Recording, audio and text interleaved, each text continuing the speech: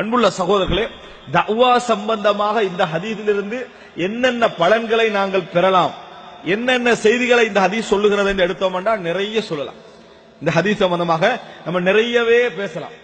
இன்றைக்கு சுப்ஹானல்லாஹ் பிராக்டிக்கலாக ஒரு ரெண்டு பலன்களை இந்த ஹதீஸில் நான் சொல்லி காட்டுவதாக இருந்தால், குடும்பத்துக்கு தஅவா செய்யுங்கள் என்று இந்த வசனம் சொல்லுது. அவர்களுக்கு மார்க்க விஷயங்களை சொல்லுங்க. இன்றைக்கு இலகுவாக எல்லா குடும்பத்தையும் ஒரே இடத்துக்கு சேர்த்துடலாம். இந்த வாட்ஸ்அப் என்ற சிஸ்டம் மூலம் நிறைய பேர் தஅவாவே என்ன செஞ்சிக்க மாட்டாங்க, குடும்பத்தை செஞ்சிக்க மாட்டாங்க.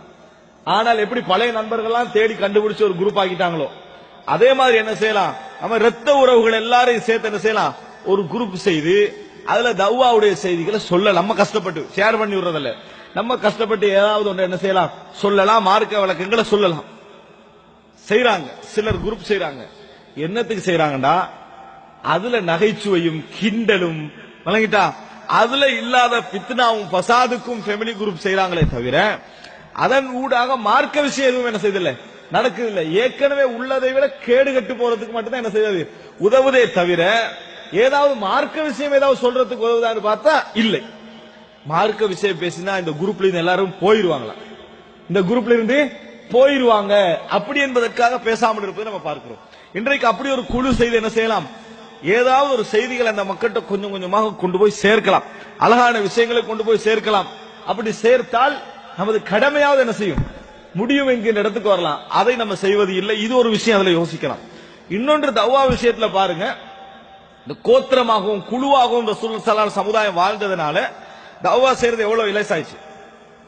அவங்களை அழைக்கிறதும் மிக இலகுவாக இருக்குது. இன்றைக்கு இப்படி கூப்பிடலாமா, நீங்க மிஞ்சி மிஞ்சி போனா எப்படி கூப்பிடலாம்டா, பிள்ளைகளையும் தந்தையை மட்டும் என்ன செய்யலாம், அழைக்கலாமே ஒழிய ஒரு 100 பேர் வர மாதிரி ஒரு பேர்ல கூப்பிட்டா நடக்குமா, நடக்காது. உதாரணமா ரசூல் ஸல்லல்லாஹு அலைஹி வஸல்லம் சொல்றாங்க, காபி பின் உலுஆவுடைய பிள்ளைகள் ஒரு 100 பேர் வந்துருவாங்க. நாங்க இன்றைக்கு அப்படி அது பரம்பரை ஒரு கோத்திரத்தை ரசூலுல்லாஹ் சொல்றாங்க.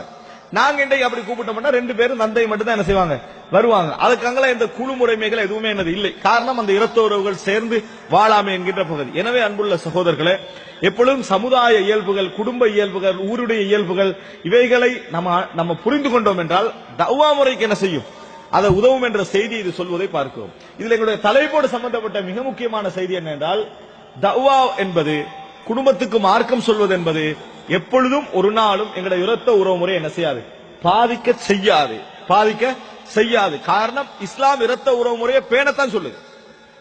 இப்போ ஒருத்தர் இஸ்லாத்துக்கு வர போறாரு, இஸ்லாத்துக்கு வரப்போறவர் சில கேட்ட கேள்விகள் உண்டுதான். நான் தாய் தந்தையை நான் தான் பாக்குறேன். நாம இஸ்லாத்துக்கு வந்தா அவங்க குஃபர்ல இருப்பாங்க, நான் அவங்கள வீட்டுக்கு போகலாமா, அவங்கள பார்க்கலாமா, அப்படி கேட்கக்கூடிய எத்தனை சகோதரர்களை பார்க்கிறோம். நம்ம என்ன சொல்லணும், முதல் பதில், நீ இஸ்லாத்துக்கு வந்து என்ன சொன்னா இப்ப இருக்கிறதை விட பார்க்கலாம், இப்ப இருப்பதை விட பார்க்கலாம் அல்ல, பார்க்க வேண்டும், கவனிக்க வேண்டும். இல்லை என்றால் நீ இஸ்லாத்திலேயே குறை செஞ்சவனாக ஆகுவாய், மார்க்கத்தை பின்பற்றுவதிலேயே குறை செய்தவனாக ஆகுவாய். நம்ம சொல்லக்கூடிய இடத்துக்கு என்ன செய்கிறோம், வருகிறோம். எனவே அன்புள்ள சகோதரர்களே, ரசூலுல்லாஹி ஸல்லல்லாஹு அலைஹி வஸல்லம் அந்த மெசேஜ் தான் சொல்றாங்க. இல்ல கைர அன்னலக்கும் ரஹமன் சஅபுல்லுஹா பிபலாலிஹா, எனக்கு உங்களுக்கு அதில் ஒரு இரத்த உறவு இருக்கிறது, அதை நான் நினைப்பேன் என ரசூலுல்லாஹி ஸல்லல்லாஹு அலைஹி வஸல்லம் அவர்கள் சொல்லி காட்டக்கூடிய செய்தி நம்ம பார்க்கிறோம். எங்க சொன்னாங்க, மார்க்கத்தை சொன்ன இடத்துல ரசூல் ஸல்லல்லாஹு அலைஹி வஸல்லம் என்ன செய்றாங்க, அதை சொன்னார்கள் என்பதை பார்க்கிறோம். சஹீஹுல் முஸ்லிமிலே 348வது இலக்கத்திலே இந்த செய்தி வருகிறது.